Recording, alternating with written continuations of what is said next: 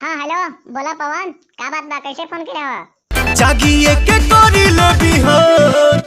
अरे बियाह भइला के बाद भी जागिए के बिहान करत रह, ऐसन का हो गइल हो? बेरी बेरी बाजे रे पलाइया। अच्छा, बेरी बेरी पलैया बाजता तो उसे तोहरा का दिक्कत बा?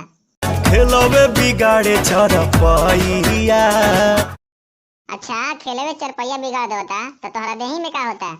देही में दुख भर दिला के तोहरा देही में दुख दे देता? रे पलाइया। अच्छा, तो तोहरा देही में दुख पलैया दे देता तो आगे का कहे चाहत रहा, बोला? लोहा का बेड है लगाना, लोहा के बेड लगा के का होई? तबे तो मजा है भेटाना।